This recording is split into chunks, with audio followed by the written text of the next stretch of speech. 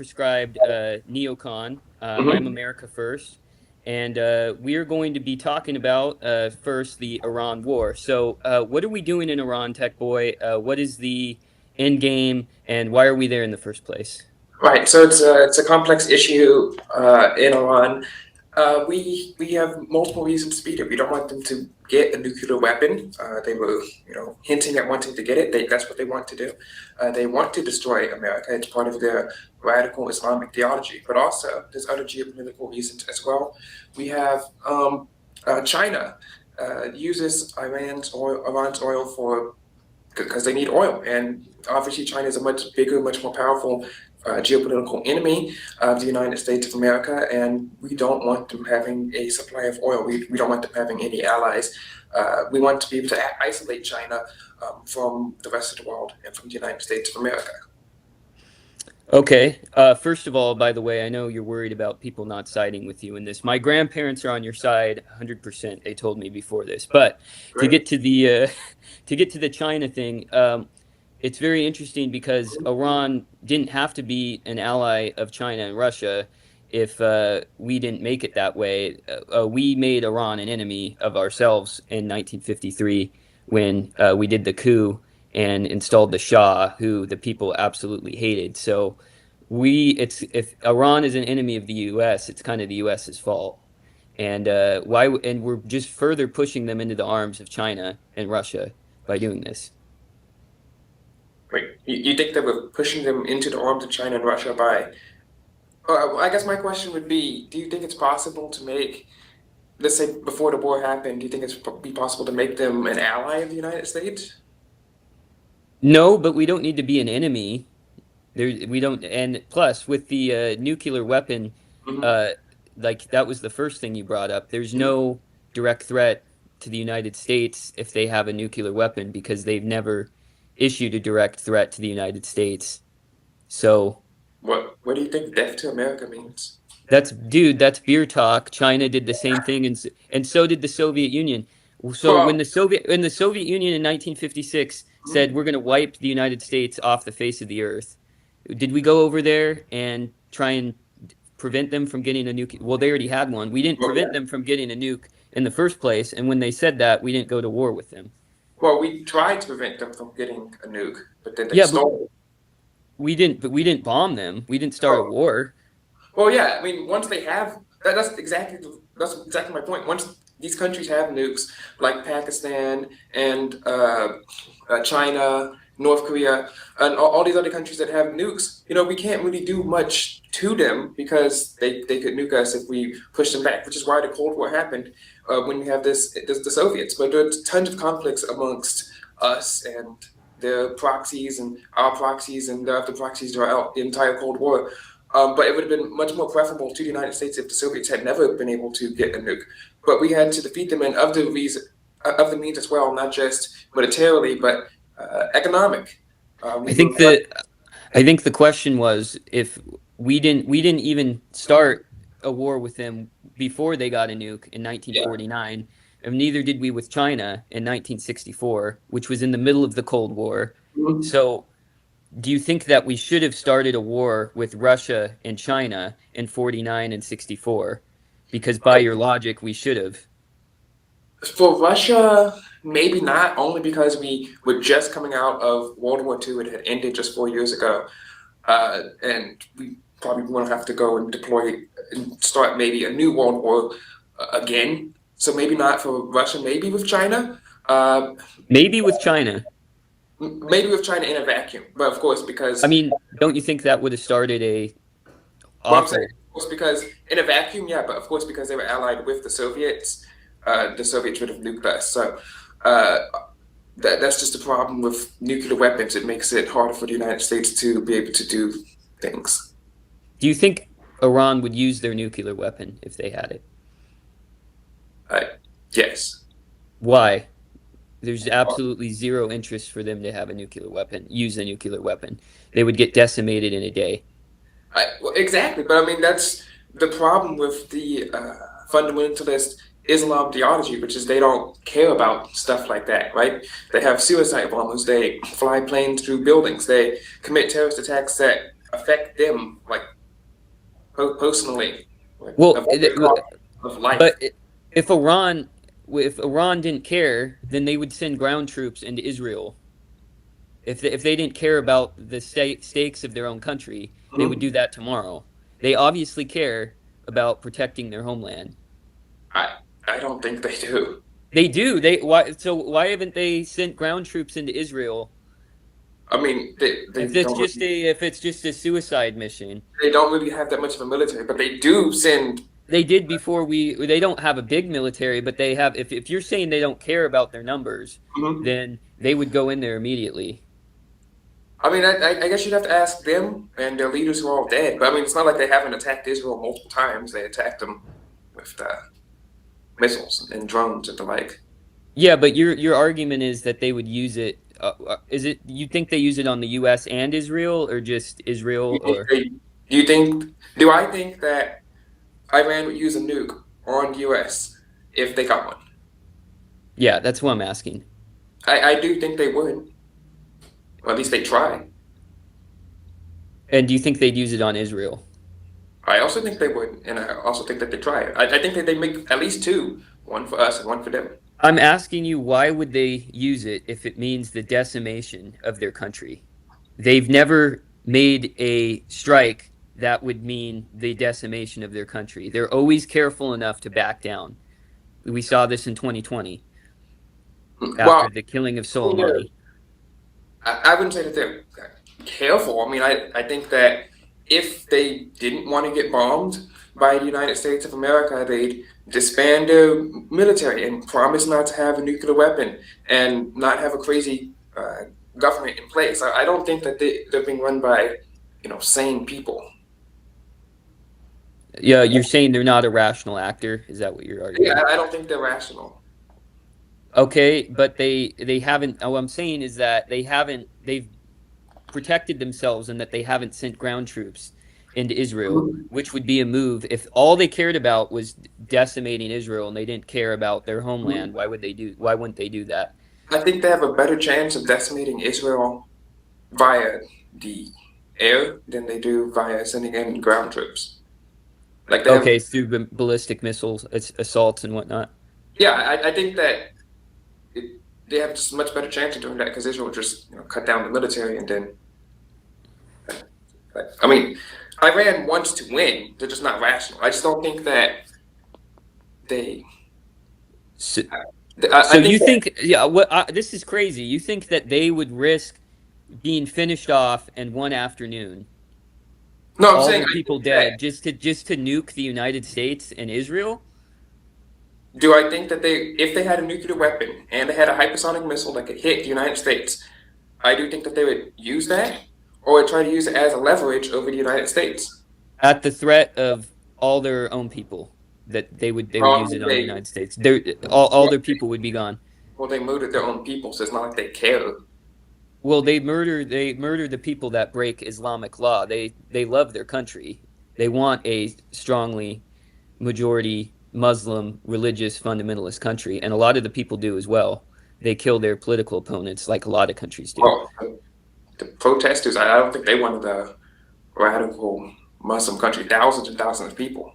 Well, yeah, I mean, but the majority of the people are pro You think theocratic regimes. We've seen that again and again when they hold elections in the Middle East. the But here's the the thing. elections So in I general? guess I get what you're saying. Yeah, I guess what you're saying is that Iran would somehow use a nuclear weapon on the United States, even though it means that all the people in their country are wiped out, just so they can hurt the United States. That's a very interesting talking point, I have to say. I do believe that, and I also think that another way is that they would use it to as leverage over us, because like let's say they have They their don't have leverage though. They would get killed anyway. I mean, yeah, Anyway, but I mean, let's say that one nuke hits the United States, it's still thousands to millions of people dead, depending on the type of nuke that they have. The US, yes, we're a much more powerful country, but we actually like our citizens. We don't want them dying like that. So we might not like negotiate on the best terms that we have. explain that again. Sorry, I Oh, didn't sorry. understand. Okay. So let's say that Iran has a nuclear weapon and a hypersonic missile that can hit New York City and it can take out, say, 1 million people, right? And the United States has thousands of nukes and could take out all of Iran with one button. Well, let's say that the president is negotiating with Iran and Iran saying, look, if you don't do thus and so, and don't let us have the Strait of Hormuz, and don't give us this oil, and don't give us this money, then we are going to nuke New York City. And that Oh, finish your thought. Finish your thought. right. And that's going to be 1 million people dead. And yeah, sure, we could wipe them out 90-1, but we don't want to have a nuclear attack on one of our nation's largest city, and 1 million people dead. So, because we actually like our citizens, we might actually try to negotiate with them on terms that would be not as good for the United States. If that ever happened, we would nuke them right away. If they even Oh threaten yeah, but us we don't again. want to have to sacrifice 1 million Americans for better terms. What do you mean sacrifice 1 million Americans? We could preemptively nuke them. Well, yeah, but they could also preemptively nuke us as well. Like, just the nukes from the United States would take some time to get over there, so they'd have time to launch their nukes and hit. And even if Iran's not enough a country anymore, that nuke's still going to be in the sky, and you might have a small chance of shooting it down, but we don't know about that. They wouldn't know that we launched the nuke, though. It's not like we're going to tell them that. You can see that on satellite and radar, and like, True, but what I'm saying is that technically we could decimate them before they had the chance I to mean, touch us. yeah, like And those hits. But I mean, I think that in the scenario where they have a nuke, which they don't have one right now, but in the scenario where they have one, that could already be in the sky. so wait, I thought we were talking about a hypothetical scenario where Hmm. they have a nuke and they say we're going to nuke the United States if Hmm. you don't come to terms on this. Right. And what I'm saying is that that would never happen because the US can finish them in the snap of a finger. Right, and that would work on rational countries. If Iran was run by the Chinese government, then yeah, that would work on them because they want to live. But they don't care. I mean, it's in the Quran where they say that if you die fighting a holy war, then you get an automatic bid into heaven. In Islamic theology, they don't know if they're going to go to heaven or not unless they die fighting for Allah. So they That's would. not their record, though. They haven't made crazy decisions like that. Every time that they've had a chance to back out of a conflict, they have. I'm just telling you. And I'm saying, I haven't with even gotten into the fact that they were part of the Iran nuclear deal where they were literally letting inspectors go in. They said, we are not building a nuke. Come look at this. the JCPOA, Yeah. that one, that was a terrible deal. No, the Joint Comprehensive Plan of Action. Is that what you're saying? Yeah, That from was a from great deal. What do you mean? They weren't building a nuke. We had inspectors go in they there. they still were allowed to have enriched uranium for nuclear power plants. What do they need nuclear Yeah, power but plants? they weren't allowed to have it enough to enrich it for a nuclear I weapon. mean, it was like at They had about inspectors come in. it The was like reason at Trump about pulled us out of it was because of they were still doing proxy terrorism around Israel. it was about like 60 something percent, which they still had the technology to spin it up to what you need is about like 95%. I mean, I don't think that they should be allowed to have any sort of uranium at all. But look, we had a deal where there were inspectors coming in and Wasn't it? looking at their. Yes, we did. They I'm were saying, yeah, I'm just saying it's not a good deal. and now we don't have any of that. So you can say it's a flawed deal, but you can't say that it's better than the situation. You have to say it's better than the situation we have now because this would not have happened if we had that deal. They actually came to the negotiating table. They were rational. They had people inspecting them, making sure that they weren't. They were using nuclear enrichment, or I should say uranium enrichment, not to build a nuclear weapon, but as a leveraging tool. Hmm. They weren't. That deal proves that because they had people checking them on it. Yeah, but they were still secretly building sites that we bombed back in almost last year, like in, what was it, July? So they still have the intent to build a nuclear weapon. That is what they want. And they obviously should not be allowed to have any sort of access to uranium. If they want to have power, they can use oil like everyone else. They don't. But I get it. But what you're saying, should they be able to? What's better, not knowing if they have uranium, or knowing that they have uranium and not letting them enrich it past a certain point? so we know what's going on. You ask what's better if we do or don't know if they have uranium, or if we know they have uranium, but And make sure that they're not going past a certain point. how do we? Okay, let's say that they went past a certain point. Then what? Then they're out of the deal. That would be a Then pretext. we can bomb them or like what? Sanction them or whatever. Well, I don't know. Whatever you want to do. I'm asking you a question. I'm saying, is it better when we had a deal which they were actually following? I don't believe that they're following the deal. That's the problem. They weren't following the deal Why do you think that? because we saw them building sites up over there for enrich uranium past the percentage that you need to have nuclear power plants. But we had inspectors going in and they were and checking them on that. Well, they were lying, like not inspectors, but No, they were. we know that we do. We know when they were building things Uh-huh. too. The inspectors knew what was going on because there were still inspectors in I mean, 2025. Iran is still a pretty large country. I'm pretty sure they could hide some plants that they don't tell the inspectors about. But the inspectors knew in 2025 when they had a plant that we used the bunker buster on.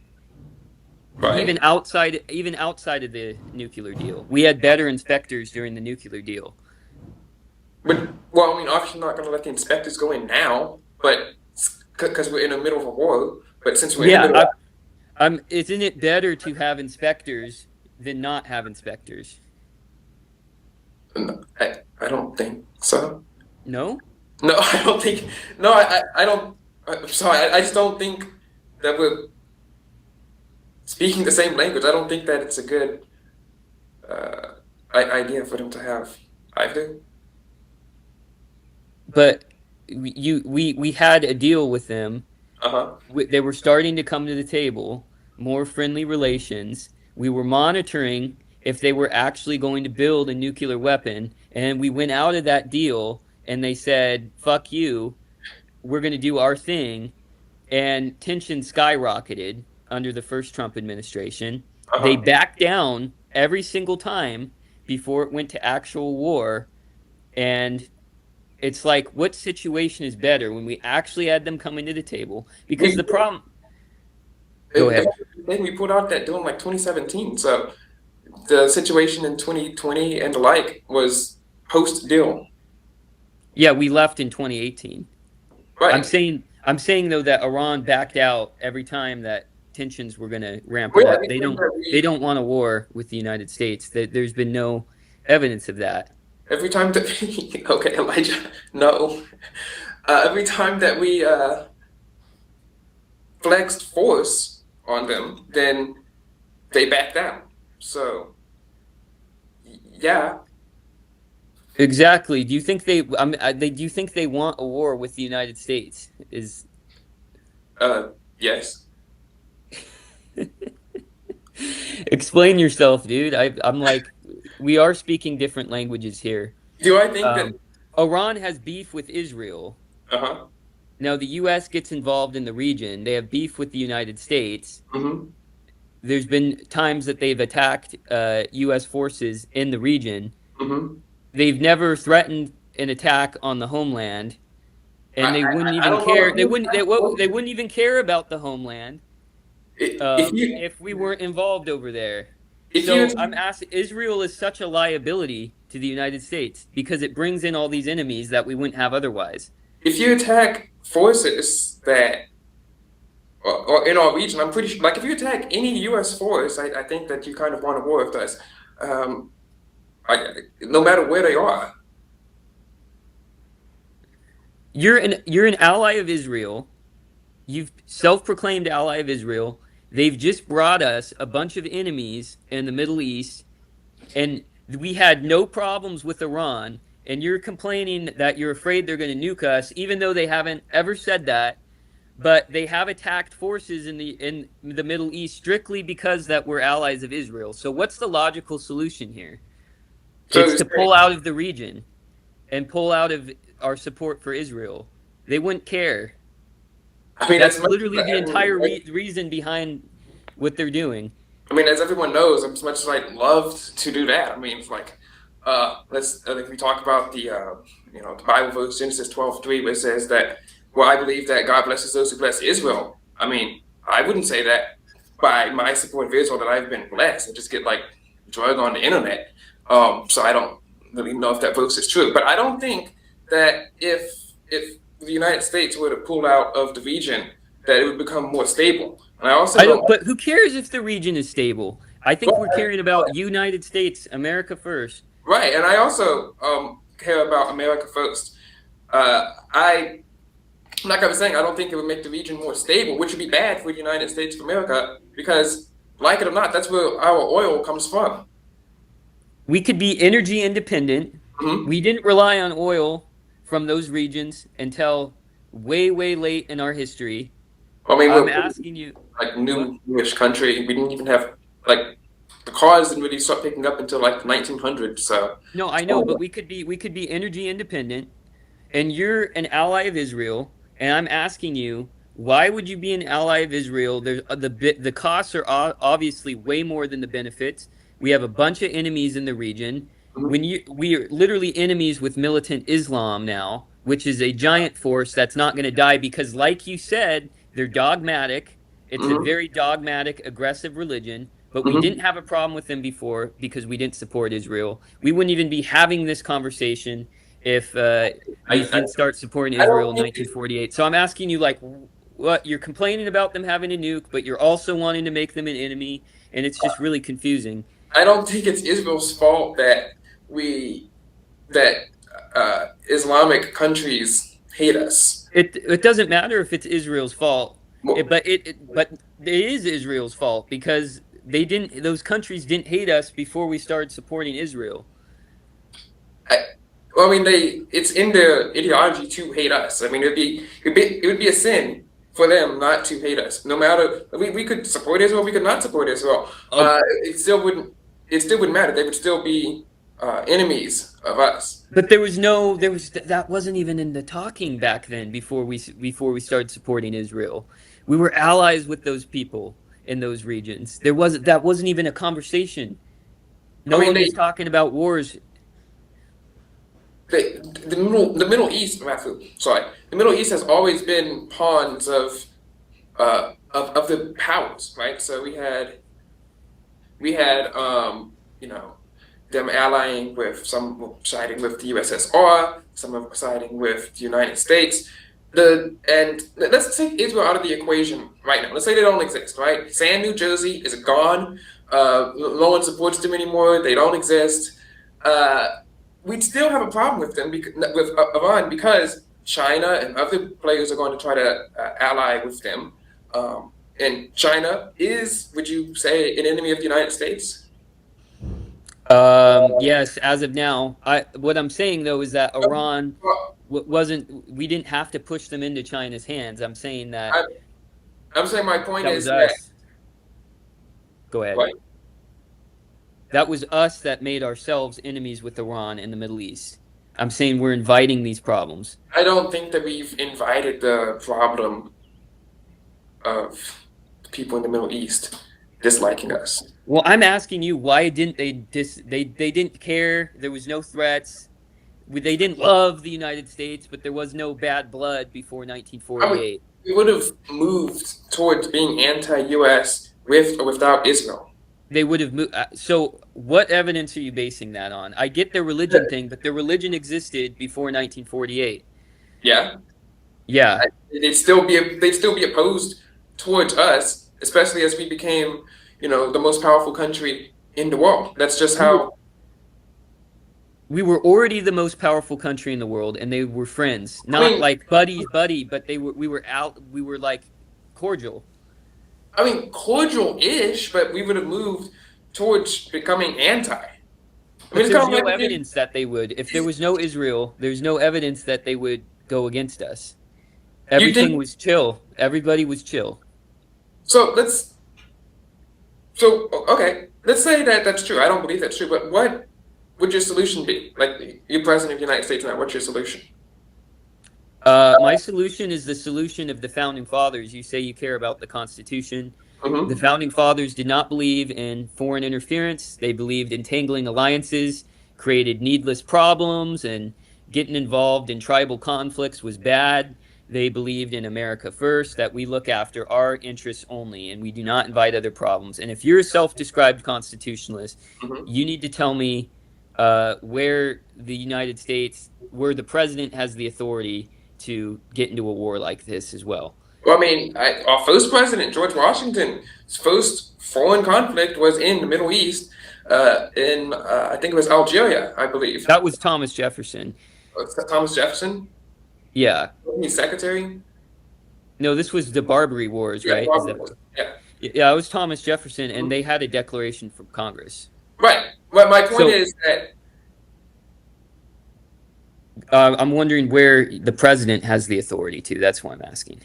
oh, I thought you were asking about high conservative circle. I thought you were asking about where like is there precedent for wars like this?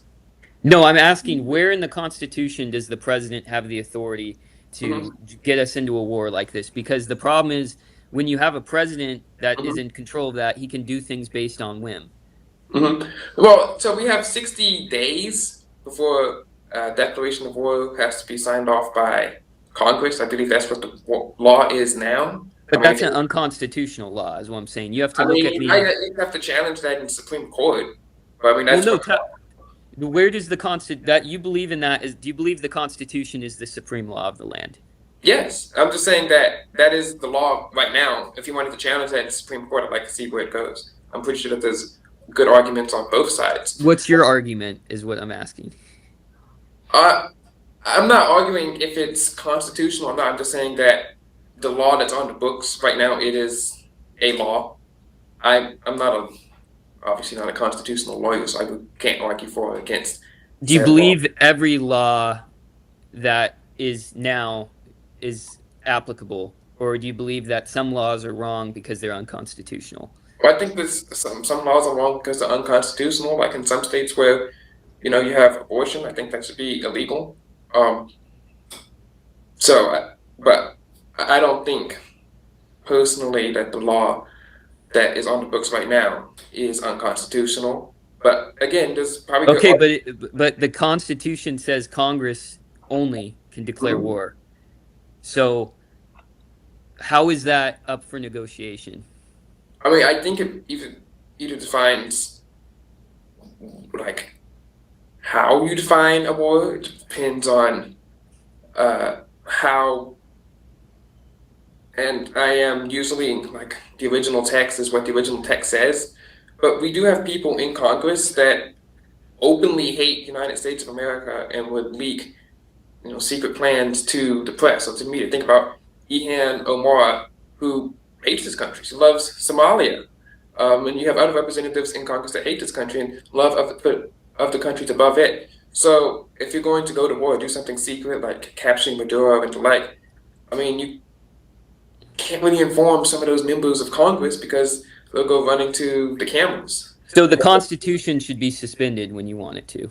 No, I'm just saying that I'm not saying the Constitution should be suspended. I think that's a terrible act that was bad back in the early 1900s when Wilson was president and he suspended some constitutional liberties. And if the president's doing that now, it's also bad. I'm just saying that it would have to be argued before the Supreme Court to see if that law, which is being used by multiple presidents, is unconstitutional. Also, the Constitution does not give the Supreme Court unilateral authority to decide what laws mean. I mean, it's the That was a power given by Supreme themselves in Marbury v. Madison. No, the Supreme Court is its job to interpret the law and see if it's unconstitutional or not. It's not, well, but that's not the original intention of the Supreme Court. What do you think the original intention of the Supreme Court is? They were to try cases under federal law, but they only had appellate jurisdiction, and Congress could decide that. So who gets So to So let's say that there's a new law that's created. Who gets to decide if it's constitutional or not under the original way that the system's supposed to work? well, it's really shared between Congress and the president. Congress and the president get to decide if a law is constitutional or not. Yeah, it's shared actually really between the three branches, because the Supreme Court, if it's true that the Supreme Court gets to interpret the law, then those nine men on the bench have the most authority in the entire government, and that wasn't intended. Well, Congress has the power to suspend that power of the Supreme Court. And then the Well, president, if he doesn't think it's constitutional, can veto the bill. And then mhm. obviously Congress can override that. So there's a massive check and power between the three branches. Because if you have the Supreme Court being, oh, they're the wise men on the hill over everything, then they are the most powerful Well, I in think the that entire government. what the Sorry, check for go ahead. that. Sorry, the check for that is obviously that the president goes out, he confirms, he picks his Supreme Court justices, and they have to be confirmed by Congress. So they can't really uh, if he picks someone that's wild that they think is going to be out of control and not going to respect the Constitution, now some of them might get through, like what's your name, Ketanji Brown Jackson. But in most cases, it's a long process. We have to get multiple congressmen to confirm you, and then you get appointed to the bench by the president. So that's essentially how they're checked. It's not like But the they serve life terms. This obviously wasn't intended. I'm saying when you look at Article 3 of the Constitution, Mhm, Congress can suspend the all powerful judgment powers of the Supreme Court. mhm. So all I'm arguing is that the Supreme Court doesn't have unilateral authority over the Constitution. It's Well, all yeah, branches I'm not share saying that the authority. three branches of government. I'm not saying that they do have unilateral uh, power.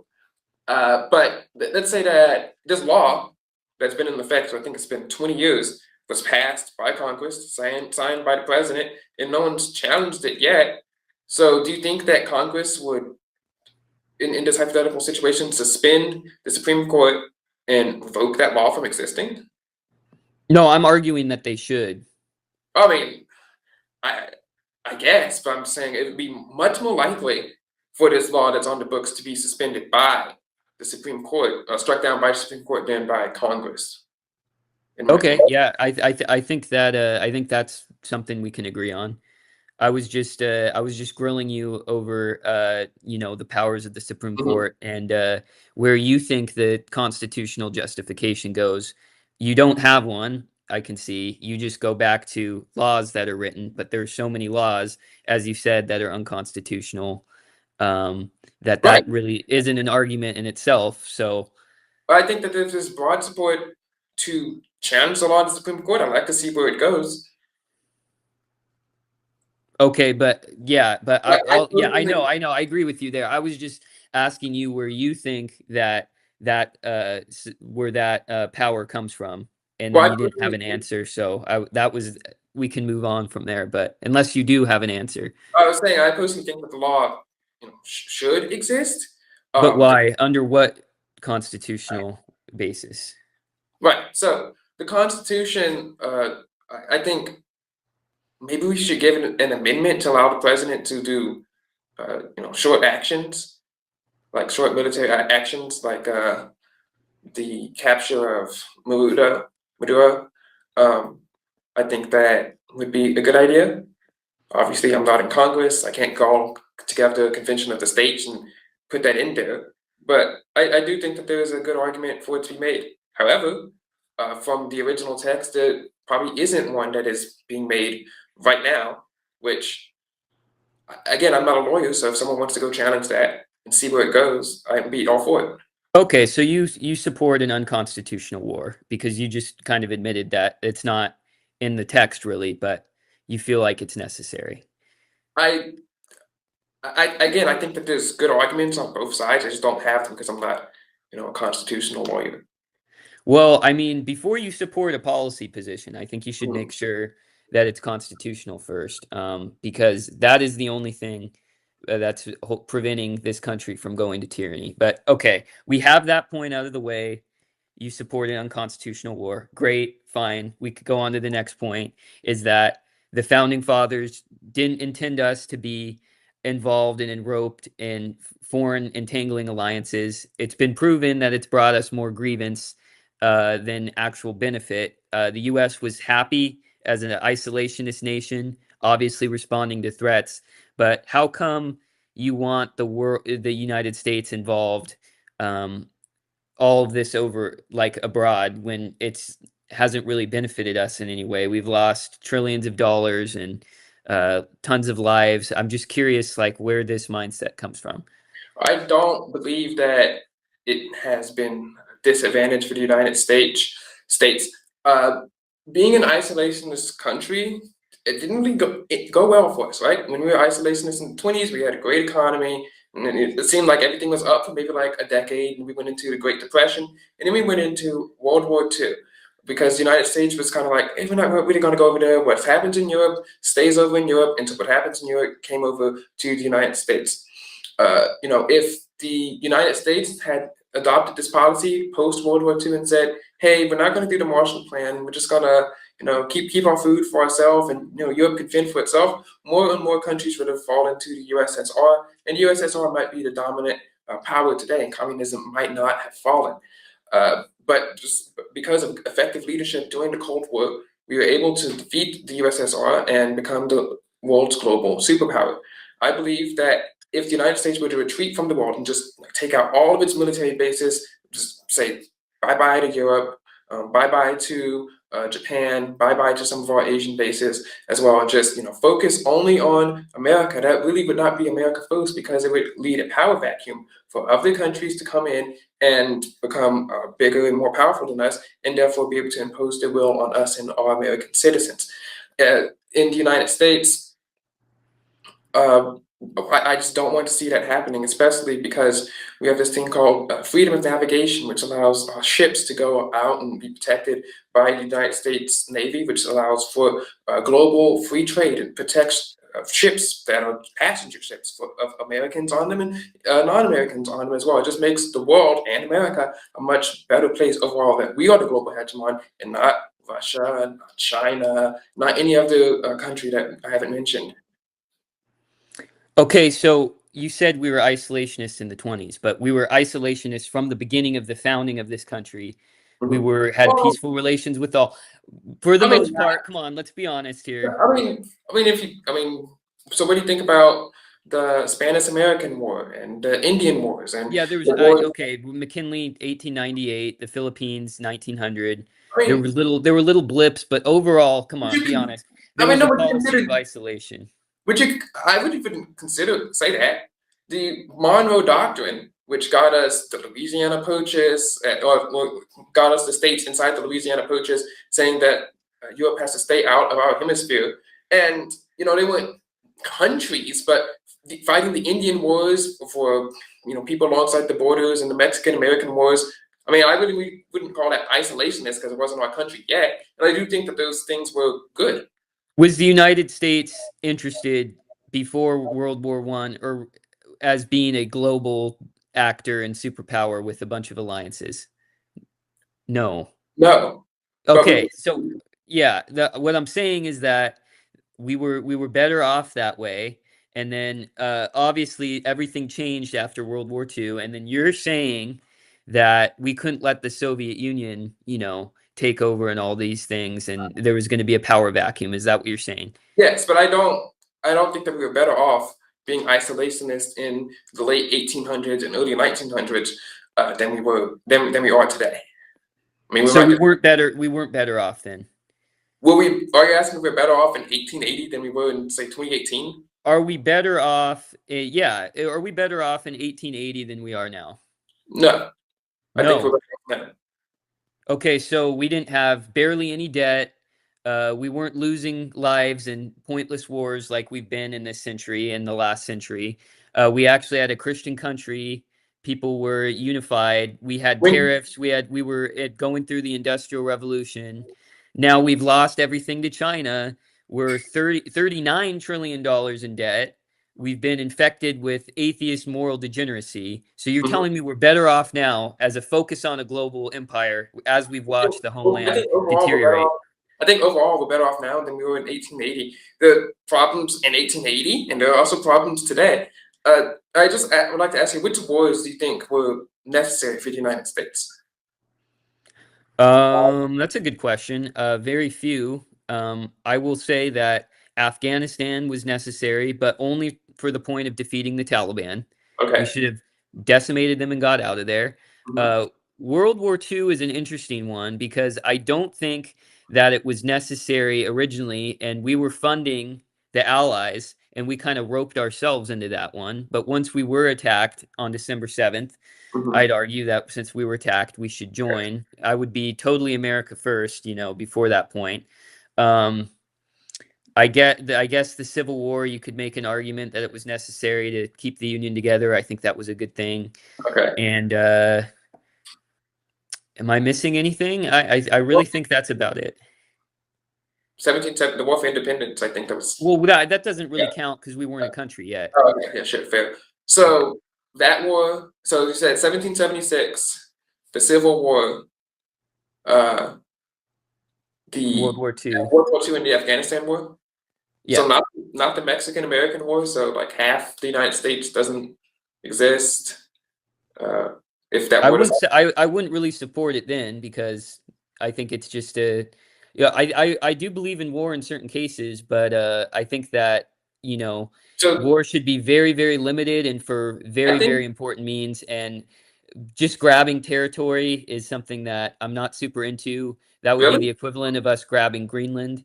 So So you're not. Do you think the United States would be better off if we didn't have California, Texas, Colorado, New Mexico, Arizona?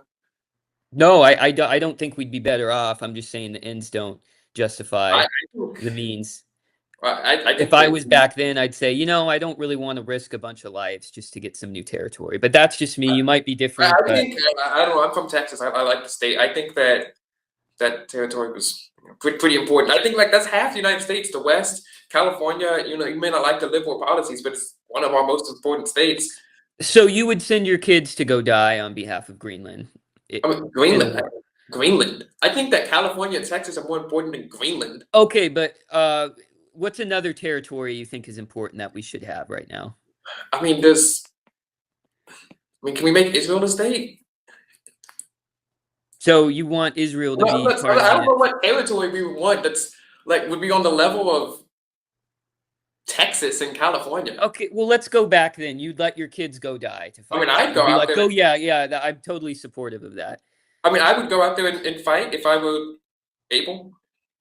You'd fight. Okay, okay, whatever. I wouldn't. That's fine. This is so far from the issues that we're talking about. I don't think it's really relevant now. I I'm, respect your I'm, opinion. I mean, I guess, but I'm just asking, like, which ones you thought yeah, would. I gave you a list of wars. What the question was, I think, is the U.S. better off now than it is in I mean, 1880? I think that we are far more like advanced than we were in 1880. Technologically, we have much longer lifespan. Now, obviously, are there some culture issues? I wish that the United States and every other country was more Christian. Yes, I agree with that. But I think that overall, as a culture and as a society, when you talk about everyday Americans, not talking about what you see on online on the news, because the news is interesting, but it's their job to make money, so they gotta show the most insane stuff that's happening out there. Like the everyday average American, we can go instead of having to walk 5 miles, shoot something to eat. You can go walk into your nearest Costco and get food. I do think that those kind of innovations are valuable. Well, sure, tech is great, and that's going on all over the world. But I think that it's a little bit less important than having strong culture. I think it was better when we didn't lose all of our manufacturing base to China. I think it was better when we weren't in $39 trillion in debt. There's a I lot mean, of things I think that make a country. we didn't really eh, manufacture that much. Don't you want to be self-sufficient? If you're Yeah, the one saying we need to protect ourselves, and you're yeah, like, absolutely. I do want to be self-sufficient from China. We should decouple from China. I agree with you 100%. I'm just saying that I thought you overall, believed in free trade. I do, just not with communists. Okay, okay, okay. I'm glad you don't. That's good. I'm glad you clarified that because I thought you did. Go ahead. I was just saying that, like in 1880, we weren't manufacturing that many things. Like Ford didn't even exist yet. Like we I'm had. saying that was the beginning of the Industrial Revolution. 1880 through, 1945, we were doing I mean, pretty I was good. going off of 1880, not just like that era. Okay, you're saying the specific year Yeah, you're 1880. saying between 1880 and I'm 20. saying that general era before we became a global empire because that's what we were talking about. Is it better off post 1945 global empire or before? Oh, wait, okay, that's an interesting question. I'm still going to go with my answer, but I can see where you're coming from if we're talking about this span, because you do have more manufacturing on the home front. But I do think that we are better off as a global empire than we are. Well, not. I never said I loved communism. I've never ever said that in my life. Okay, but I'm getting the gist that, a lot of technological advances, which are great, sure, more important I for you mean, than cultural if unity or we self-sufficiency. without those advances, we wouldn't be able to talk to each other right now. I mean, I think that the internet was one of the great inventions of the 20th century. I totally agree with you. I totally agree with you. But I just think it's kind of funny that those outweigh all of the other horrible things that have happened to our country. Absolute cultural rot, mass I think immigration. that the culture isn't the best, but it's not horrid. Like, It's pretty horrid. If our ancestors saw what was going on now, I think they'd lose their shit. well, I do. I mean, maybe, but I mean, if we went back to when our ancestors were alive, there was also slavery in some aspects. I'm not one of those big people who whines about slavery all the time, but I mean, if we, 1% of the population at its peak. well, yeah, I mean, that's still bad. If 1%, that's still bad. Well, obviously, but abortion is like so much more widespread. There's so much more gays. Well, Slavery yeah, I was mean, is contained to a certain abortion area worse? in the country. Is We had abortion worse states' than slavery? rights. I mean, sure. I mean, I'd much rather be alive and a slave than be dead. Yeah, so exactly. That's what I'm saying is like the Oh yeah, I'm moral not saying that. issues were I'm not much saying that. smaller then. Well, I mean, I'm not saying that our culture is perfect now. I'm just saying that I think that it's it's not horrid. Okay, gotcha. All right, we'll move on from this point. So technology more important. I get what you're saying. I get what you're saying. I completely disagree. But we'll move on to point three. Okay. So point three is going to be, so you're for a global empire. What is the benefit of Israel? And I think the chat is going to like this part the best. This is what they've been waiting for the whole Yeah, I time. know.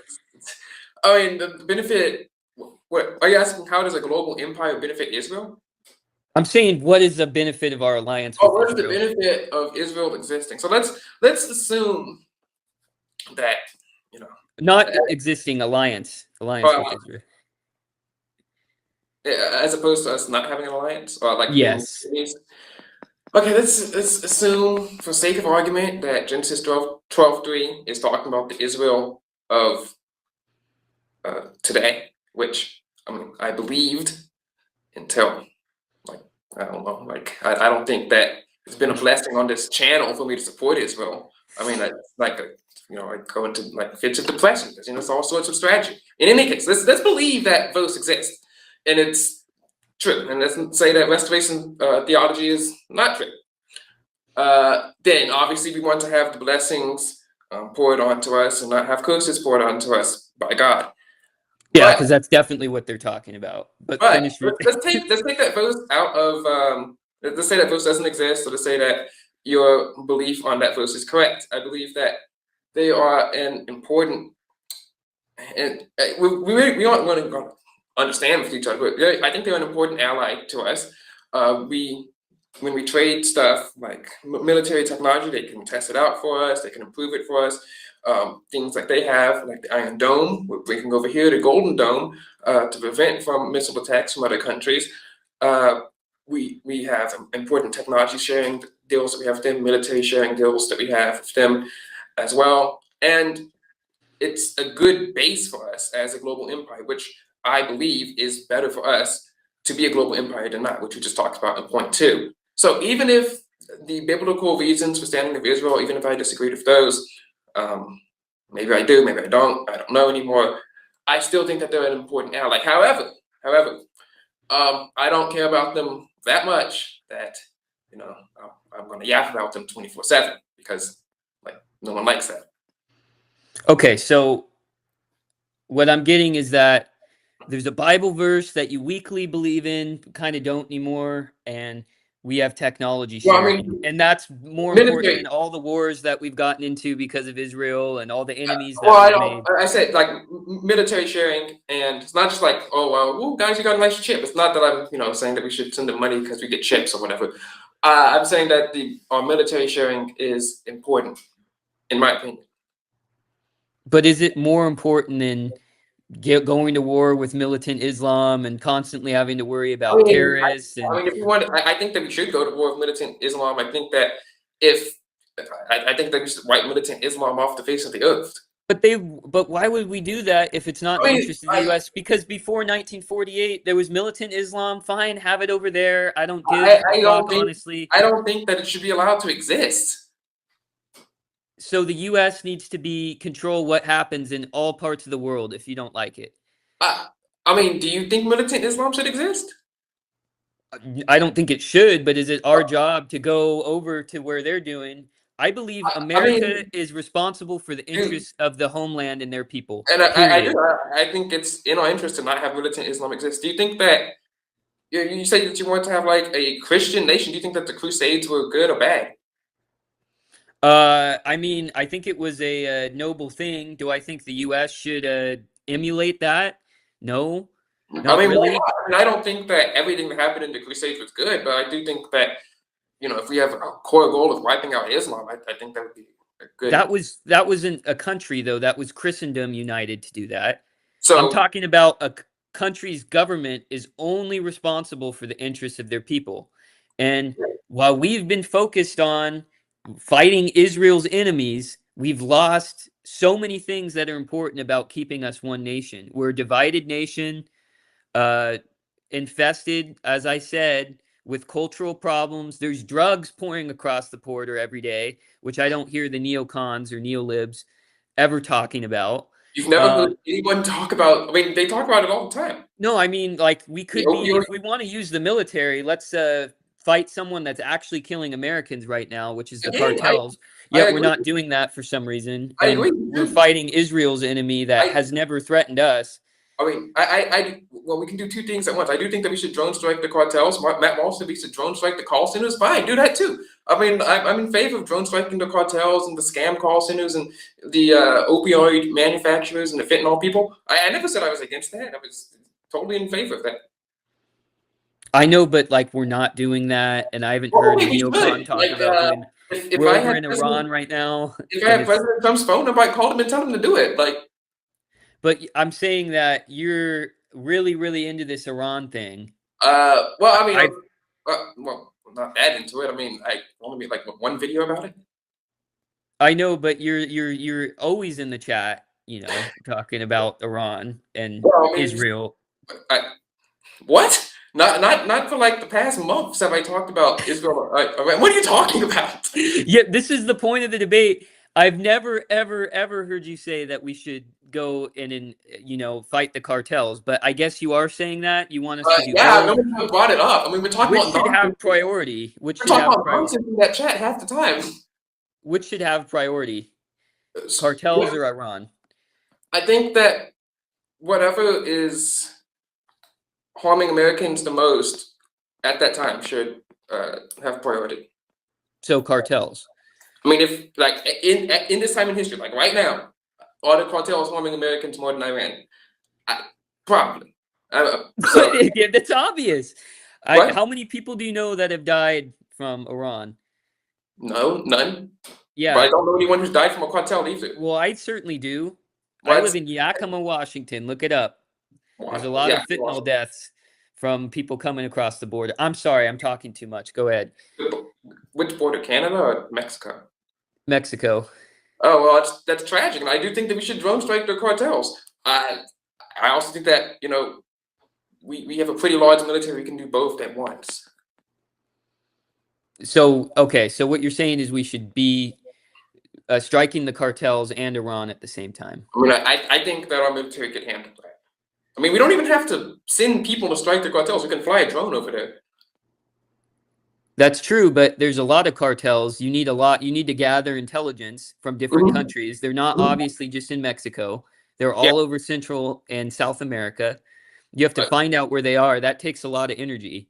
uh, again, I agree. Do We it. can't fight a war on two fronts here. I think I mean, that's we the did that in lesson World that War Hitler II. learned. We were able to beat Germany and Japan. I'm pretty sure we can beat the cartels in Iran. Sure, but what's better? Don't you think we should prioritize one thing? I just think that we can do both. We can do both I and think we also both agree. continue to fund all these social programs, what we're doing. I, I And I've always been in favor of cutting welfare and social programs. okay, good, good, good. Okay, so I'm just trying to get a definition of your opinions. I'm just because maybe I made some misconceptions before. I never said that we should just like give free money to people. Like I don't know where you got that idea. That's never been an aspect But of my culture ever. I'm sure you want to pay off the debt. That's going to take a lot. Well, yeah, but I mean, I I'm was sure thinking you about it. want. Do you want mass deportations? Yes, Do you want to fix the economy? Do you want tax cuts? yeah. Do you want to get rid of the Federal Reserve? I'm not sure about that. Maybe, maybe not. Okay, well, we won't go into that, but I'm this is not a a lot of libertarian. things. You're saying that we can do everything. Well, I'm not really sure how uh, cutting entitlement programs like welfare and SNAP benefits, which we have done a little bit with like the rotisserie chicken law and not letting them have soda and cake on taxpayer dollars. I'm pretty sure there's more that we can go in and cut. I'm not really sure how cutting how the United States can't fight a war and cut benefits at the same time. No, but there's all these things, Oh yeah, fighting the there's Federal always Reserve, something. cutting tax. It takes a lot of energy, mass deportations. You can't do Mhm. 70 things at once. I mean, there's always going to be when we have different departments for that. We have the military that does war, and we have ICE that does the mass deportations. Money, dude, money. How are we going to balance a budget? I mean that's the Democrats' fault for holding up the ICE funding and DHS funding because they got mad that someone died because they were in the middle of the road. Like, what are you doing? Move. I know, right? Ukraine, should we be funding them? Mm. I think there's good arguments on both sides. I'm not What really is sure. your argument? Should we or no? I'm not really sure where I stand on that. Uh, Are you okay with money going? well, I'm okay with funding it for weapons, but not for whatever corrupt stuff that's going on in their government Are you okay with sending taxpayer money? to Ukraine. Yeah. I guess I'm 50-50. I'm not like losing sleep about it. I'm not really sure where I officially stand on that. Okay. Um, I'm pretty against it, but Hmm. just what I'm getting is that you want to do a lot of different things at once. Okay. I don't think that's super feasible, but whatever. And you want to be allies with Israel because of tech sharing and Military a experience, well. okay. Um, great. I mean, we could be focusing on building our own military too. I mean, a lot of the money we spent on Israel's Iron Dome could be going on, our programs. When we spend almost $1 trillion in military funding, they get like what 3.8 billion. That's a drop in the bucket. It's not like we're gonna have a special plane because planes cost more than $3.8 billion, and the stuff that we get back from them is worth more than $3.8 billion, in my opinion. I know no one here is gonna share that. Okay, I know what you're saying, but I any think money that that we spend on their programs, I'm saying, could have been spent on ours. I mean, what would an extra $3.8 billion do for the military that we don't have right now? I mean, it could do it's just money that you could use for us.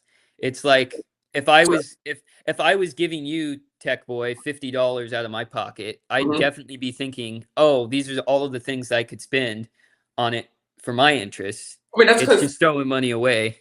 I don't. Well, I think that our alliance with them is worth more than $3.8 billion, and that's actually something that I even disagree with the Prime Minister of Israel on, which he doesn't want us to be sending them money and things of that nature anymore. He said in the 60 Minutes interview this week. So, Yeah, right. wait, that's what he said. I mean, what do you want? He's doing a PR move, dude. It's obvious he wants our money. Well, I mean, I don't think his PR isn't that good.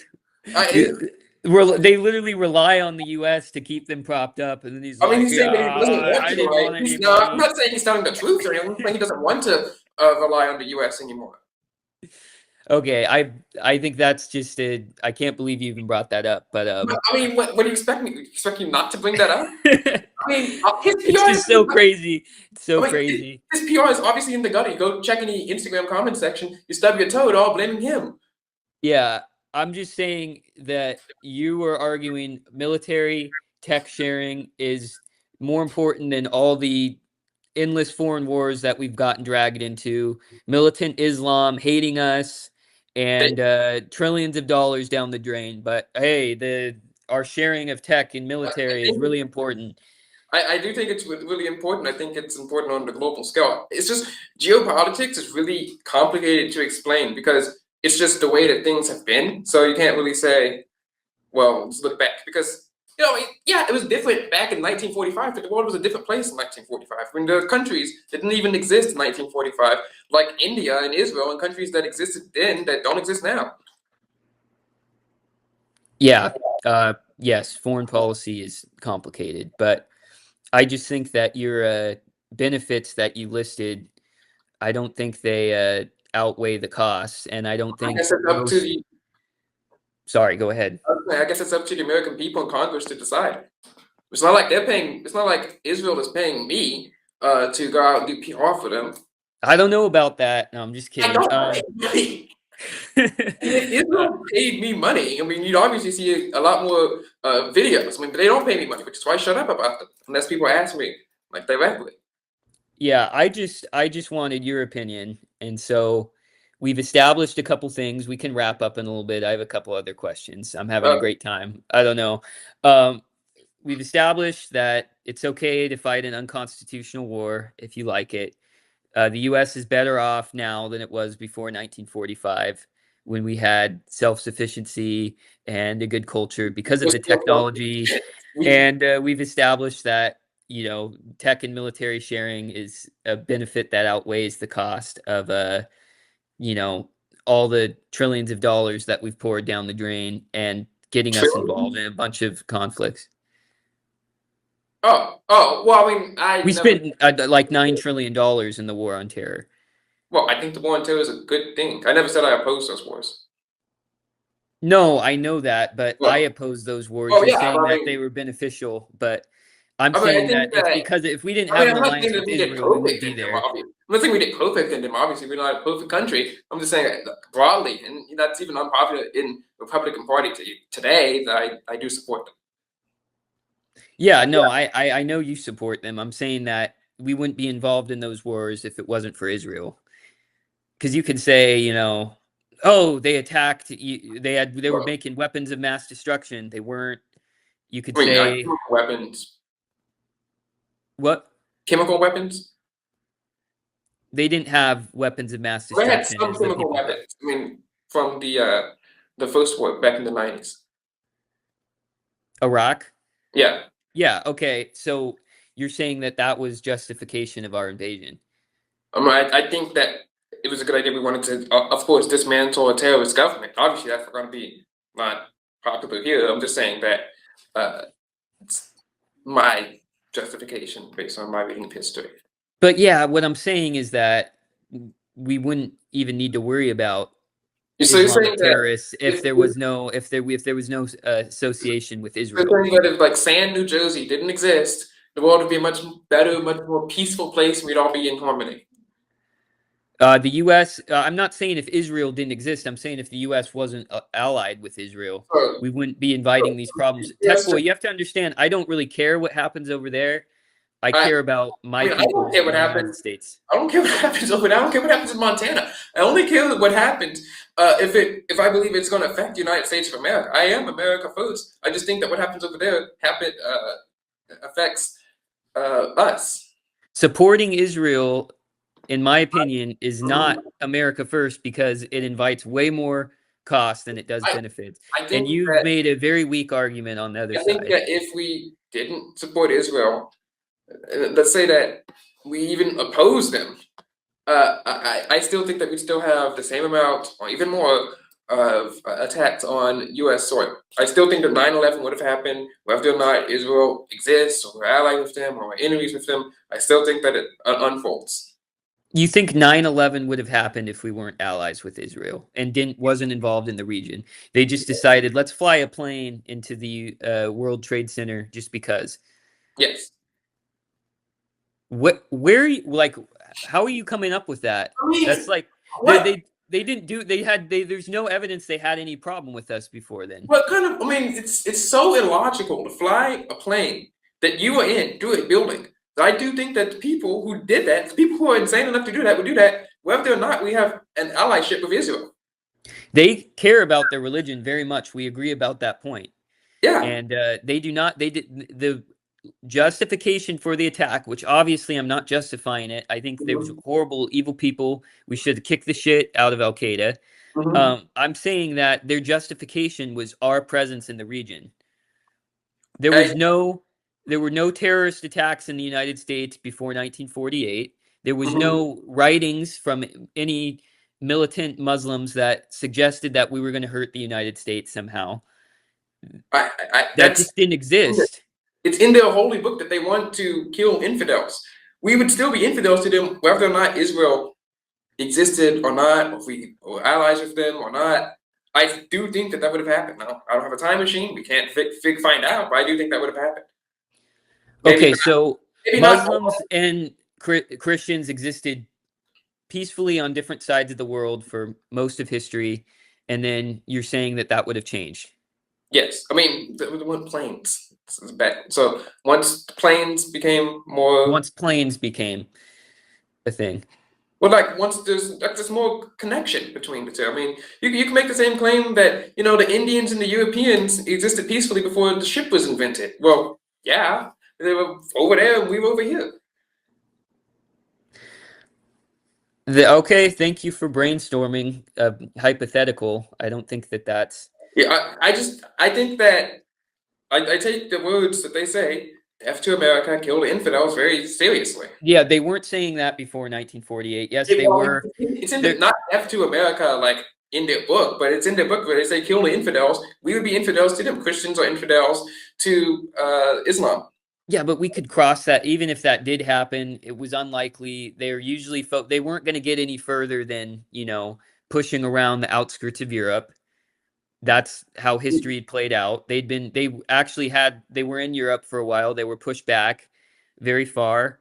That would be something way, way down the road. I doubt it would I happen. I think. doubt they'd ever get the capabilities to even get into Europe. And so I obviously mean, if you they don't think. had a direct problem with us, I would want to confront that, but cross that bridge when you come to it. You You know don't what think. I mean? I mean, I can see your point. You don't think that 9/11 they had the capability to pull off 9/11 if we were in the region? I mean, it's not that hard. All you have to do is get a pilot's license, take over the plane, and fly. So I do think they would, like, I'm not saying 9/11 would have happened on 9/11, September 11th, 2001. I'm just saying an event like that, or even the event itself, would have happened eventually. Okay, okay. What you're saying is that, you know, even if we didn't have an alliance with Israel, even though Mhm. there were no problems before that directly with the US, and all their attacks, or most all of their attacks, have been justified by the fact that the US and Israel are allies and that the US is involved in the region, that somehow over time they would start hating the United States and then would fly a plane into a building. I guess good job brainstorming, that's possible, It's but in the, I mean, it's the we religious. It's like the religious aspect. I mean, if it was China, I'd say no, maybe that's not going to happen. But again, but they were focused on Europe first and their immediate surroundings first. So we could cross that bridge when we come I to it. mean, but Then it becomes a point of, I once it mean, happens, then we can address the threat. But but we were also inviting allied conflict is with doesn't make sense to me. sorry, we were also allied with other European countries as well. Poland, the UK, like for all those countries. So are you saying we should just cut off ties from them as well? I think we should pull out of NATO. I think we should pull out of the United Nations. I think Um, we should pull out of the United Nations, definitely. yeah, I They're don't I useless. don't know why you're so allied with socialist Europe now. So I thought you liked Europe. I like a lot of the European tradition. I like European history. Mhm. Um, I don't think that their governments are good. I I think mean, they're somebody secular, liberal. They hate free speech. I think we They shouldn't don't have pay their fair share. Sorry. of what taxes, NATO. Yeah, they invite a bunch of immigrants in. They're literally Again, inviting yeah, the Muslim there's a problem problem into their with Europe country. as well. I'm just saying that a country cannot really exist without allies. If we want to be a great country, we have to have allies on the world stage. I think that Europe is. I mean, it's fine. I don't hate Europe. I despise the EU; they're annoying. But I think that we should have allies with Europe as well, especially in post World War II with the Marshall Plan. We were flying planes in to the west side of Germany and flying in food to all the European countries that had been bombed. I do think that was a good thing because it established ties with us and also made some of us money. The arms that we sent to Great Britain, they're actually on a loan, so they actually have to pay us back money with interest. So we also made money off of that as well. So I do think that we should have some ties to Europe. I'm not saying that we gotta, if Lithuania gets attacked by like some other random country that we gotta come to their aid. I'm just saying that I think we should have some ties to Europe. Okay, first of all, Surge 155 Finish Line USA is on Instagram. And if you go to the Finish Line with Owen Kane on YouTube, it is there also. I'm going to start a Rumble pretty soon, but that's it for now. To address your point, Tech Boy, the US did survive without entangling alliances for the majority of its history. So I mean, that talking point is completely baseless. no, it's not. It's not baseless because again, the world was different back then, and when we got out of those alliances, we got drug into we got drug into wars. I mean, the United States has been at war for like 90% of its history. Now, that is including wars that were on the homeland, so it's including stuff like the Civil War and the Mexican-American War. But there's stuff that happens. I mean, I would love to not care what happens in the Middle East. I would love to not care about Israel. I would love to not care about what happens in Europe. And I really don't really care that much about what happens in Europe. But uh, the stuff that happens over there does affect us, whether or not we realize it.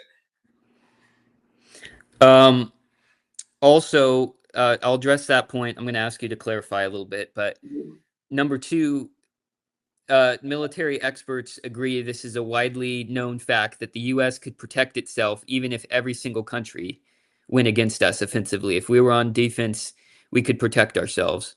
Yeah, I've seen those videos, and it's really cool. I do think that we have great geography that protects us from something like that happening. I'm not. Are we saying no nukes? Or are we just saying that nukes are off the table? No, nukes are on the table. Okay, if nukes are on the table, I'm not really seeing how that war ends well for anybody. If everyone's nuking the U.S. and we have to choose which countries we want to nuke, but I'm not really seeing how that ends well for anybody. Well, I'm saying that it's a better solution to, get out of these alliances, peacefully trade with everybody, and focus on the United States. You don't have wars. You don't I, have people angry with one another. You're neutral. And that I'm saying sounds that even if the fact came that all countries came against us, which is not going to happen, is very rare, we still have the upper edge. So I'm saying that's I mean my solution is better than being involved everywhere and getting all these enemies. that sounds like a utopia, but it's not what would happen in real life.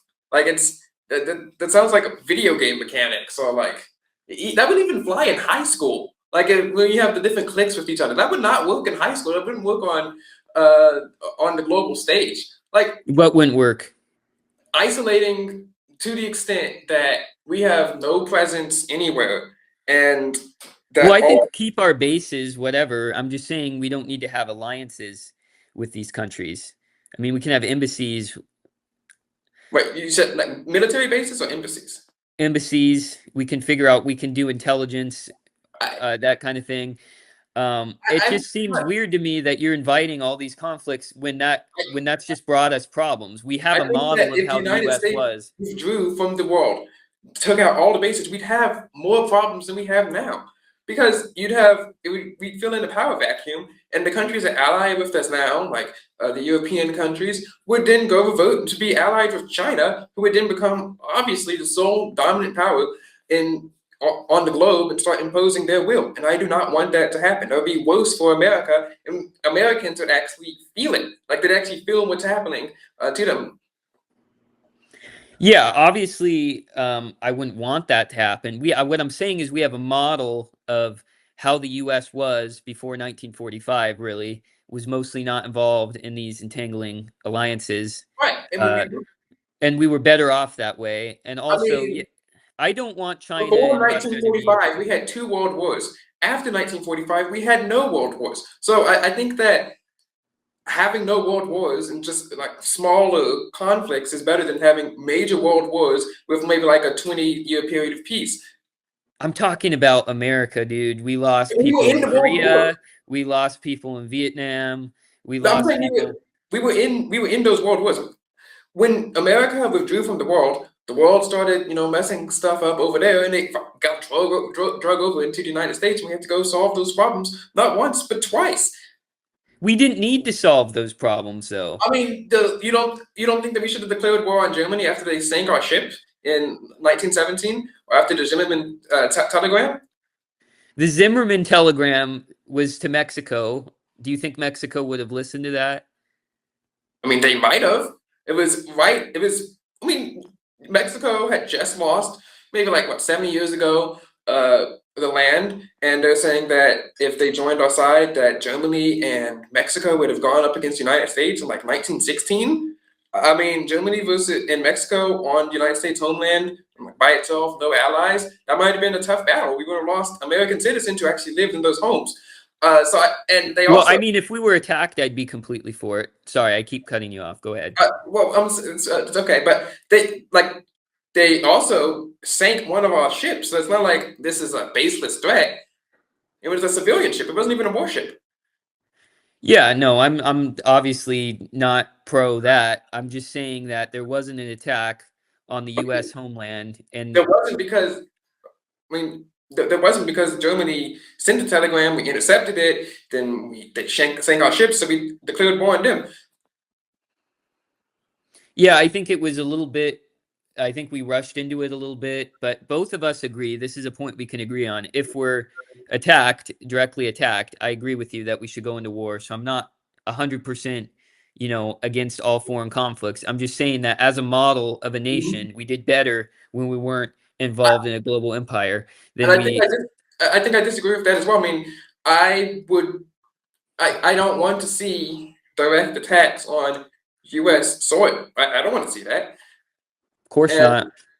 I think that if we were to withdraw from the world, we'd see a lot more attacks on U.S. soil. I don't think we would because we didn't before we were involved in a global empire. I mean, We did we did pretty good as a neutral country, better than we do now. Had I less think, enemies.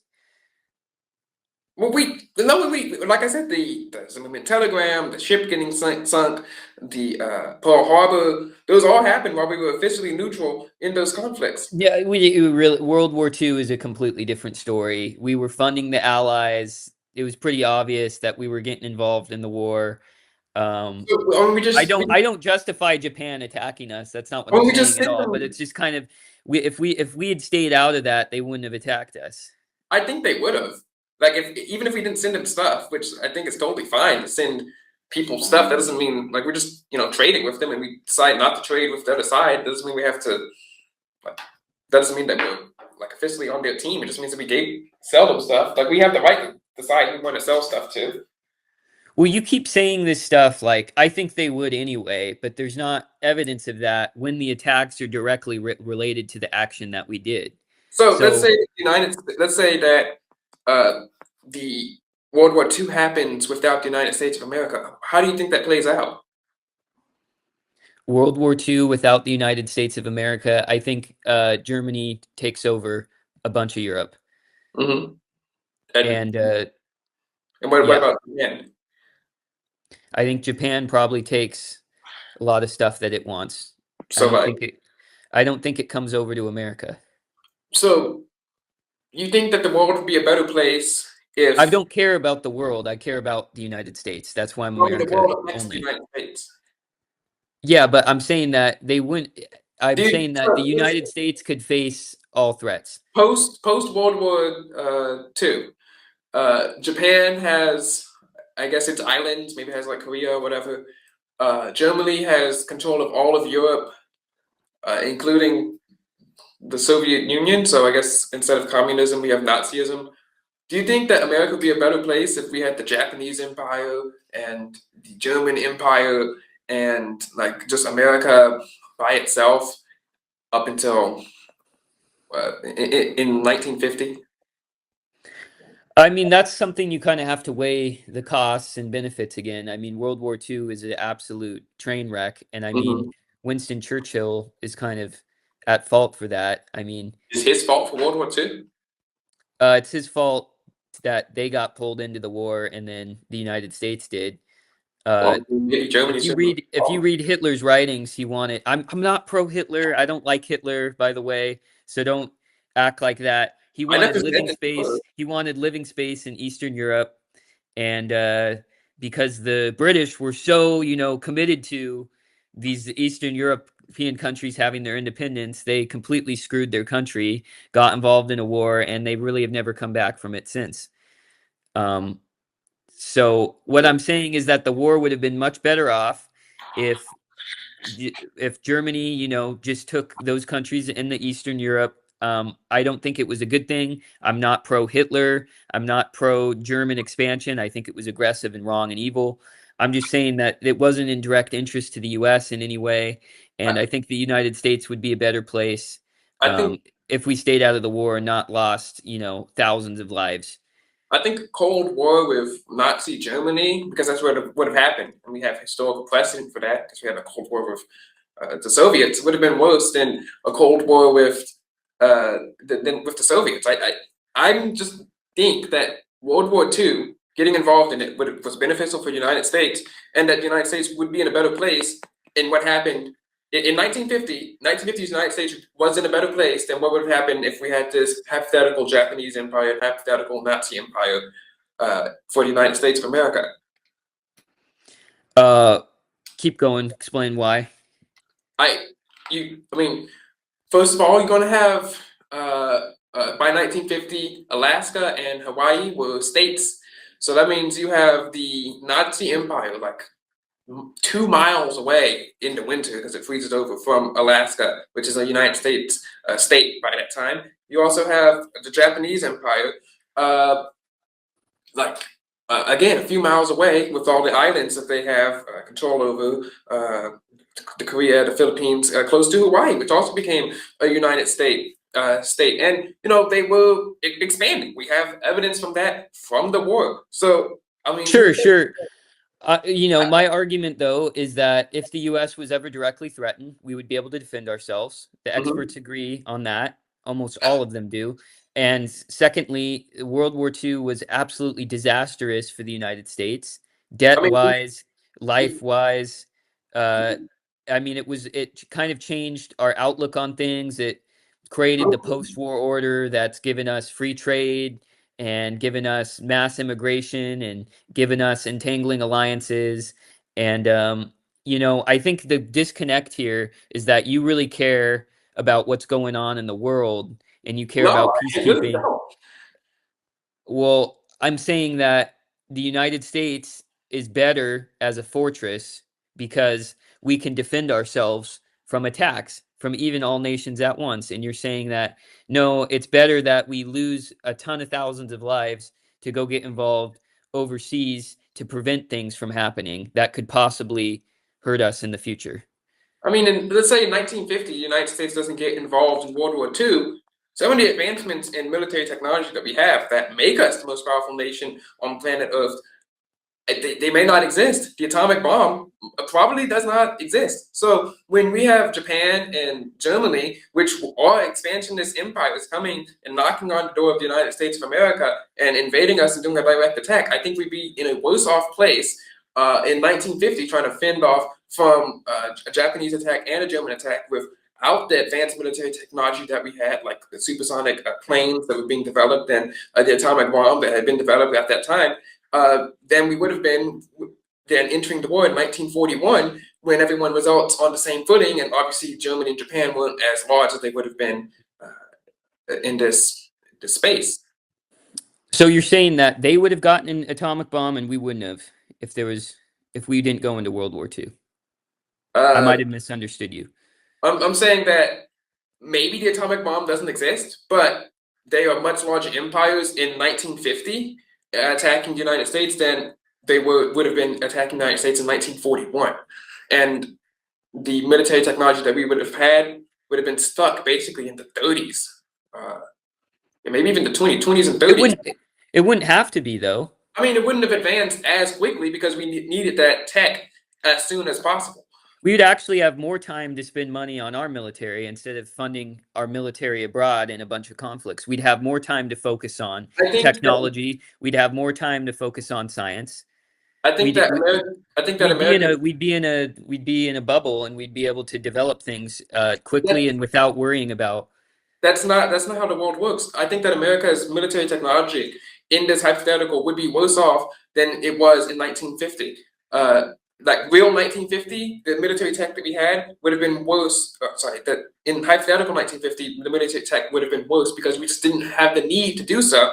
And if the Germans who would have had spies here, and the Japanese who would have had spies here, and we know that we have spies from other countries in our country. We just caught a Chinese spy yesterday or 2 days ago.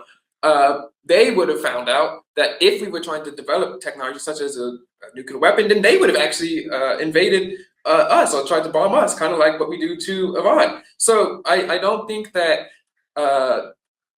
just staying in your own little bubble would be good for the United States of America.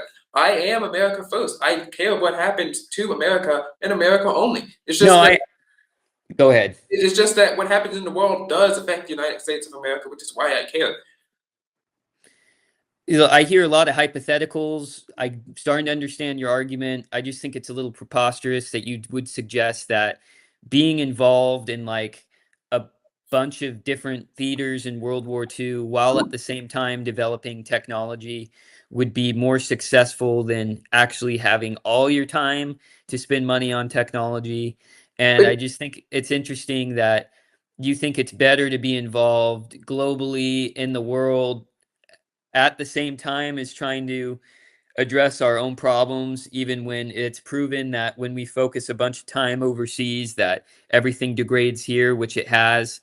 Well, I You've think told that me that we're problems, better off now than we were in 1945 because and of I stand by that. tech, because of technology. I mean, I think we're living in entirely different worlds. I think that a strength of a nation is based on its cohesion, its self-sufficiency, and its strength. I don't think it's based on how good it's able to share technology and, be friends with other nations. I think these are just two completely separate worldviews. But I think that problems with the culture should not be entirely solved by the government. Now, so obviously, the government has caused some problems in the culture, like giving welfare to single mothers, which incentivizes them to not get married and just have tons of kids with like different men. But They've caused most of the problems in the I think culture. that culture can be solved by the church, which obviously should not be part of the government. We shouldn't have like the Church of the United States or whatever. I think that cultural problems can be solved by the church, and the government can focus on doing governmenty things such as military actions, not just overseas, but against the cartels and scam call centers or whatever. I mean, I'd be in favor completely of expanding that. Yeah, I just think you're trying to do too many things. I think that our alliance with Israel, I think that the benefits of military sharing are much less than the cost of, and I keep saying this over and over again, but it's true, the cost of all the enemies that we've made and all the wars that we've been involved in and all the debt that we've racked up. We have a model, and we're going in circles here. I'll get to the last point, but Mhm. we have a model of how the U.S. operated before World War II, much more successful, in my opinion. You value technological advancement, GDP, more than I do. I don't. Um, I value it, but not above the other things I've mentioned. So you're completely in a different camp than me. Well, I mean, that I don't value other things as well. I just think that things such as GDP actually affects the everyday American, which is I think caring about the everyday American is America first. But I'm not going to be tied. I'm not going to tie my career or whatever my talking points to Israel, right? I mean, I think if we went through a transcript of of this afterwards, and we could check that actually you've brought up Israel more than me because I focus on what benefits to the United States of America, not to what benefits other foreign countries. Okay, but this whole debate originated around Iran, and we talked about, Iran getting a nuke, and you Mhm. said that you think they'd use it against the U.S., but you And didn't really I have still think they do. you think they would use it, but there was no actual evidence I that you think that provided. America is pretty clear what that means. Yeah, but Russia said we're going to wipe the United States off the face of the earth in 1956. They were in the They White House also, 3 years they also later. did with the China Cuban. said the same thing. We didn't go over there. We didn't get involved. They didn't do it. I mean, they almost did with the Cuban Missile Crisis. They stationed nuclear missiles 90 miles away from the United States shores. I mean, And we work through things with diplomacy. That was just a threat. They weren't actually going to strike the United well, States.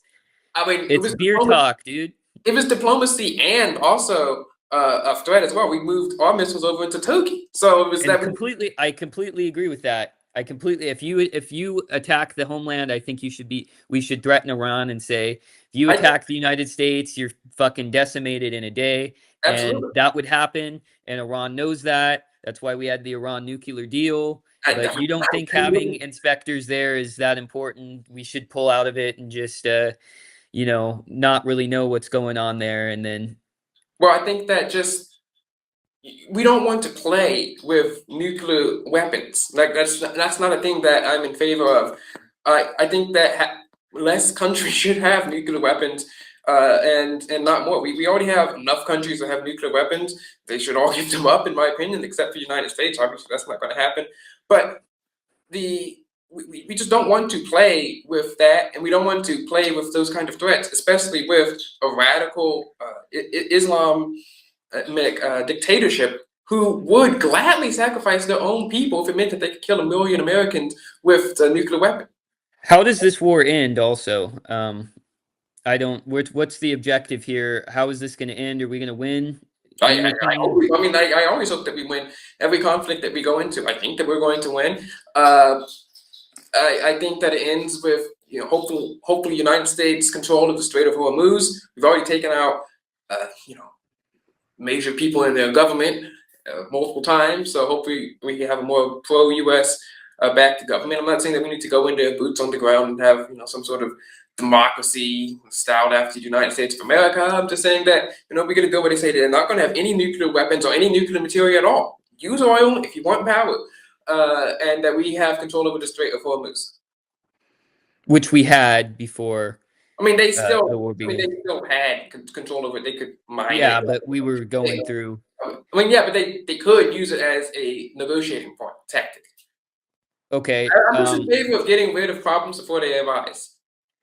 The thing is though that the people there are Islamic and they're part of that religion. And as I you mean, said, that religion wants to survive. So do you think that the problem is going to go away? Because every time that we've done damage to them or threatened them, we literally threaten to wipe out their civilization. They just keep building things up because they care about their homeland.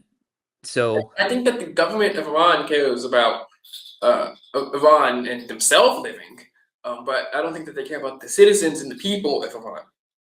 but the people care about their country. The people They care care about about their homeland. they don't care about they hate their government. They don't elections. Yeah, The they elections are rigged. They want to have a democracy. They want to have a much better economy. They want to make Iran a better place for them. So, I mean, technically they care about their country, but they don't care about their leadership. I mean, they're outside cheering when he got killed in the middle of a but mob session. yes, they do not like the current regime, but every time we do elections and revolution, you get very fundamentalist leadership because that's what the people believe. They're It's fundamentalist not, no, Islam. the population of Iran, by and large, does not believe in fundamentalist Islam. I'm not saying that we should import them over here. I don't want any more Muslims coming over into the United States of America. I'm just saying that they don't really believe that. It's an Islamic country that cares about their sovereignty. Right, the government cares about that. The government are the hardliners, but they are more moderate. Now, are they moderate enough to live here? No, but on a scale of 1 to 10, I'd say that the government is a 10, and that the people might be a 6. But you're always going to have this fundamentalist Muslim terrorist problem. They're always the ones that are going to end up having power. Um, that's the argument that I'm making. If you want to do a regime change thing, it hasn't really ever worked before, and the wrong people end up always taking over. I guess you could I'm say not when we installed the Shah, I bet you probably thought that was a good thing, but the Shah was hated and eventually overthrown anyway. It's just an unstable region. There's not a game plan here. The people might not like their government, but they like their sovereignty and they want to keep that. And I think that if given the choice, like the actual choice, not under fire, would the people rather them be led by the United States, or they have to be led by the government of Iran? They choose the United States. so By then I'm not you saying that think we could make them a state or set up a system of government. I'm just saying that the people are not, radical, crazy on the level of the government. Yeah, I'd agree with that, but if you were going to install a democracy over there, that takes a bunch of money. Right, and never said Uh, I need to install a democracy over there. you want them to install a democracy. I mean, I would like them to do so, but it shouldn't cost our money for us to, like, I don't know, buy them voting machines or whatever. But you think that once this government is overthrown, there's going to be no problem and that they're not going to keep No, building. no. Obviously, there's always gonna be problems in the Middle East. Exactly. So we're in this stalemate. They're going to want to keep doing what they're doing. Maybe, the people aren't as radical, but they still believe in Shia Muslim, Right, as Islamic long as religion. they can believe what they want, just as long as they do not have a nuclear weapon or any nuclear material, and they don't have a military or navy powerful enough to temporarily shut down the Strait of Hormuz and use as a negotiating chip. I don't want them to have that. And so far the navy has been broadly decimated. They're running out of rocket launchers, so I think that's a great thing for the United States. Okay. Yeah. Last point I'm going to make, and then we can Mhm. go. This goes back to Israel. Again, I'm saying that we wouldn't have this problem. I know you disagree based on your hypotheticals if we didn't support Israel. Your two reasons for supporting Israel were um, the fact that there's military sharing and that there's a Bible verse that you don't really believe in. And so, do you still believe that we have a moral biblical duty to support Israel? I mean, I think that um, it's I mean, well, like, no one's watching this, so yeah. Yeah, I guess, yeah. Based on I mean, I still believe broadly in that prophecy. It's just not. I mean, maybe it works differently for countries and different than after people. what? I'm saying maybe that prophecy wasn't talking about people like like me, because I wouldn't say that I have received any like personal blessing for standing with Israel. But maybe it works differently for countries. A blessing is, but remember, we talked about this in our last debate. The New And, Testament clarifies that Israel is a right, broader metaphor for Christians. So the yeah, I've blessing heard is of salvation. I've heard of replacement theology before. It's not a theory. I mean, it's I literally say defined theology. in I the didn't say New theory. Testament. What? I say replacement theology, not theory. Well, I know. I'm just saying that I mean, it's like a. dispensationalism is biblically wrong. I mean, it's like one of those debates that lots of Christians disagree on, like baptizing a baby or whatever. But this one is just dumb because there's not evidence of Israel Oh referring yeah, I don't to. think it's. I think it's prophetic. I wouldn't say it's dumb. I'm not saying that the people on the other side are bad people, or not Christians, or they're not going to go to heaven or whatever. I No, just make. I don't think it's a salvation issue, but Mhm. for the audience here that is confused about this and might support Israel just because of biblical reasons, um, throughout the New Testament, Christians are called the new Israel. The word Israel means to contend with God and with the man and prevail. And I don't know where Tech Boy just went, but I guess I'll finish my thought here. Uh, what happened was Jacob, the patriarch, got in a wrestling match with God, and the wrestling match symbolized all the trials that God had put him through and that men had put him through in his life, and he prevailed in the wrestling match for a blessing. And God makes that metaphor that Israel's the one that struggles with the trials that come their way and prevail. And that's later interpreted as the entire Christian message is that we are Israel, that there are trials that come our way, but since we are through Christ, we end up prevailing over them for blessing in the end. The promised land, Israel, it becomes the metaphor of heaven.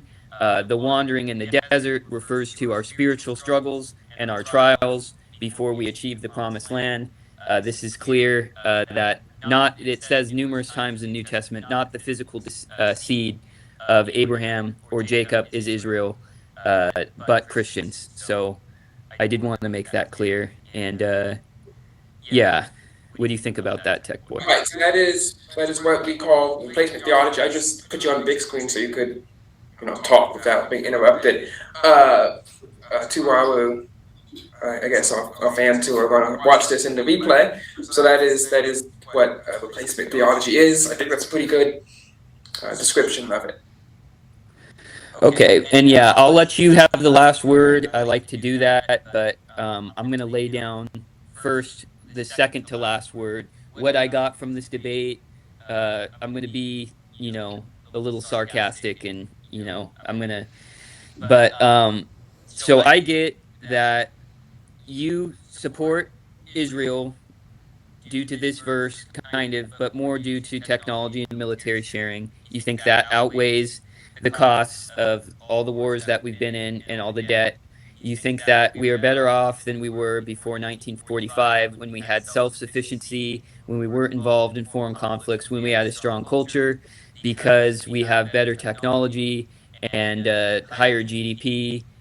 And I take that you think that the Muslims, we should be at war with them because even though there was no other signs that they were enemies with us before we supported Israel, we didn't like them, but we were peaceful that they would eventually, over years start hating us and then fly a plane into our buildings. And I disagreed with that. I said we could cross that bridge when we came to it, but you said it was better to, because hypothetically they were going to be our enemies, that we should attack them right away. I think that your arguments were based on a lot of hypotheticals.